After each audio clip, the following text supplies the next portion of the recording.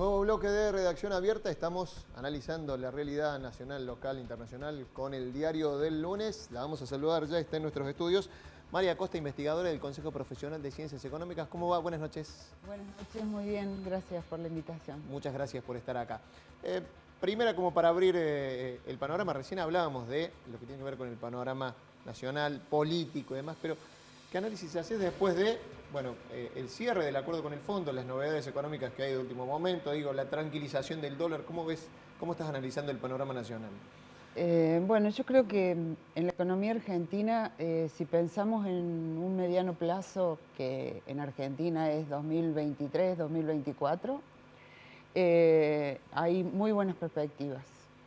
El, el desempeño de los indicadores desde lo que se podría llamar la salida de todas las restricciones por la pandemia ha sido muy bueno. Se creció mucho el año pasado al punto de recuperar los niveles anteriores al 2020 y hay en un contexto internacional de una revalorización de la importancia de todo lo que son las materias primas, ya sea lo que hace alimentos o energía básicamente.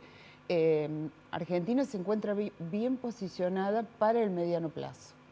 Es decir, somos históricamente productores de alimentos, tenemos un potencial energético muy importante en lo que hace a los combustibles fósiles, pero también el litio.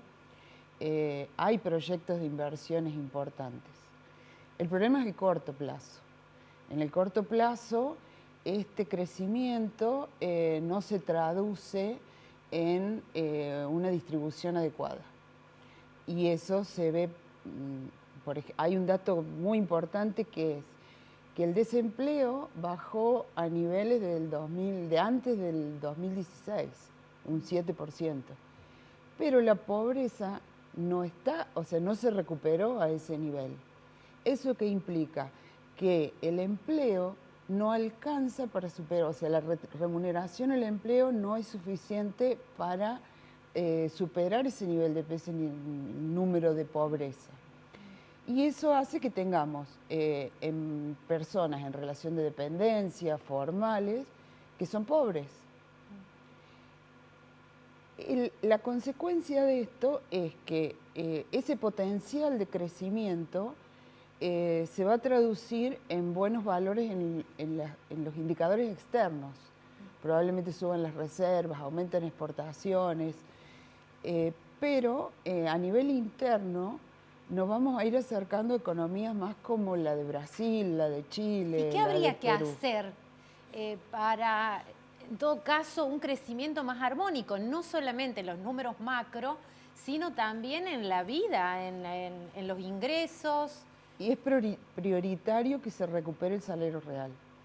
O sea, el salario real perdió desde Ahora, con una inflación como la que tenemos, es difícil, ¿no? Es como una rueda. Ese es el otro problema del corto plazo, que es la inflación, un problema histórico de la Argentina, que, bueno, yo no ascribo la teoría que todo sea culpa del déficit fiscal y la emisión. Es cierto que ese es uno de los factores, pero también tuvimos en los últimos años, y se puede ver claramente, hasta el 2015 una inflación de demanda. Ahí teníamos salarios altos, ¿se acuerdan que la discusión era por pagar ganancias o no pagar ganancias? Que impulsaba más consumo, más importaciones, porque para consumir internamente necesitamos importaciones, y eso hacía que la demanda fuera menor que la capacidad de la industria, básicamente, para producir bienes.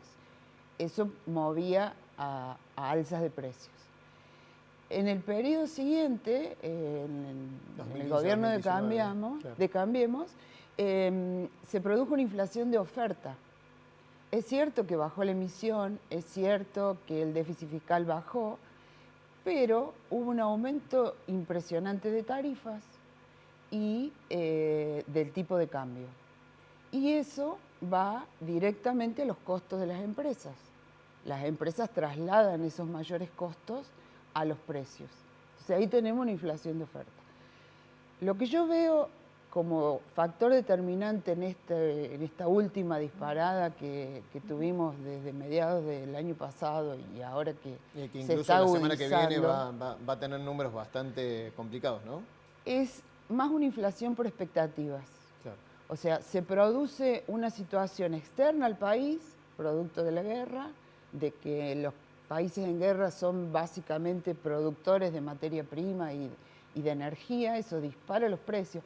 Ya se habían disparado cuando, después de la restricción mundial que hubo a la movilidad, cuando empezó nuevamente a ponerse en marcha las actividades productivas, se produjo un desfasaje logístico. O sea, no había transporte en algunos casos, no había insumos en otros, y eso hizo subir precios internacionales. Lo de los últimos meses es mucho más, o sea, la mayoría de los países han duplicado su número de inflación mensual, sobre todo los europeos. Y acá en Argentina, si bien no teníamos inflación de demanda, no teníamos inflación de costo, podría incidir un poco en la emisión que se produjo en el proceso eleccionario del año pasado, pero que no justifica estos números. Entonces, ¿qué es eso? Expectativa. Nuestros actores económicos tienen una gimnasia en el tema de inflación de años. Ahora, Mari, Claro. el miércoles creo que va a ser el día del 6%, se va a anunciar el 6% de inflación o cercano al 6% de inflación de marzo. Ese va a ser el punto de inflación más alto del año y después comienza a bajar. Digo, de pronto, esta guerra que lanzó el gobierno, con Ferretti generando acuerdos de precios y algunos congelamientos y más precios cuidados y demás, ¿alcanza o crees que después del 6% de marzo llega un 5,5, 6 de abril, mayo complicado? ¿Cómo sigue? ¿Alcanza lo que hace el gobierno? Yo no sé cuánto más va a ser o menos, pero claramente las medidas micro que se implementan a través de la Secretaría de Comercio no alcanzan, no pueden alcanzar nunca. Todas las medidas contra la inflación de la teoría económica tienen efecto en el margen. Cuando vos tenés valores muy chicos de movimiento de precios, o sea, Estados Unidos sube la tasa de interés y tiene efectos porque la inflación que tienen es ínfima. Claro. Cuando se produce este proceso, lo más probable es que este número, un poquito más, un poquito menos, se mantenga dadas las condiciones internacionales, o sea, va a depender de esas condiciones. Pero tampoco las condiciones internacionales explican un 6% de inflación, está claro. Yo lo que veo es, en todos los países se duplicó la inflación mensual. Menos mal que aquí Lo no. que pasa es que Y según la acá, duplicación a nosotros nos teníamos, haría un desastre, ¿no? Si se hubiera... 3 y pico, 4, y estamos en probablemente 6. Nosotros en el Consejo medimos una canasta de alimentos, básicamente, en 5 ciudades de la provincia. La inflación del trimestre está por encima del 20%. En el La del trimestre. trimestre. Perdón, no es inflación, es la variación de los precios de esos productos. Bien, de O sea, canasta. no es un índice de inflación, es de Ok. una canasta de alimentos. Bien. Pero por encima del 20. Por encima del 20 para el trimestre. Enero, febrero, marzo. Sí. El último mes dio alrededor del 10 en todas, en las 5 ciudades. Ahora, vuelvo a la pregunta de José, digo, ¿qué habría que hacer? Porque también, digamos, la teoría monetarista la suscriben muchos, digamos, que la insisten como la principal, la emisión, la teoría monetarista. Bueno, vos decís, no va por ese lado. Hay una expectativa inflacionaria, esa gimnasia, digamos, que tienen los actores de la economía. Bueno, ¿cómo se desarma eso? Porque la verdad, más allá del panorama internacional... Tampoco estamos viendo un proceso devaluatorio que explique No. ¿no? una suba. Y no tenés aumento de tarifas, Claro. que es el otro ¿Vos lo componente. ves no, en la todavía no. gimnasia es inflacionaria solamente que tienen los actores económicos? Sí, ¿Y algún punto más? Lamentable. No, yo identifico básicamente esas 4 causas. Y hoy está operando, desde mi punto de vista, una sola y mínimamente el tema monetario. El proceso inflacionario bueno, va a llevar en la Argentina mucho tiempo. Yo creo que hay que atacar las 4 causas en conjunto. Claramente el tipo de cambio no se puede retrasar demasiado. Claramente las tarifas hay que acomodarlas porque es todo un engranaje. O sea, si no hay un acomodamiento de tarifas, cada vez se requieren más subsidios y eso impacta en la necesidad del sector público de financiarse. Entonces, va a ser, hay que implementar medidas para las 4 causas y es un proceso lento de muchísimo tiempo. ¿Qué opinan? Pero el camino, desde mi punto de vista, no es atrasar el salario.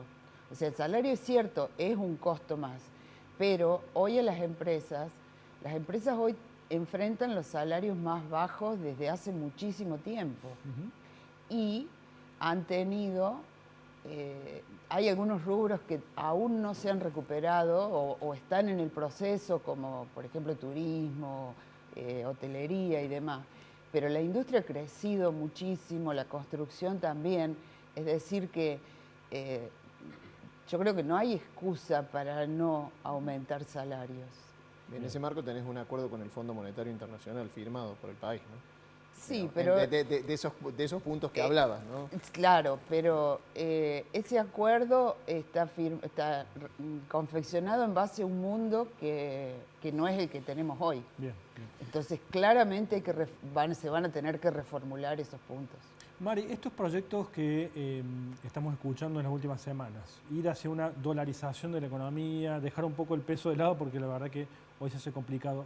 ¿Qué análisis o qué lecturas tenés vos al respecto? ¿Puede ser un camino o no nos lleva a un mejor escenario necesariamente? Muy cortita porque no tenemos más tiempo.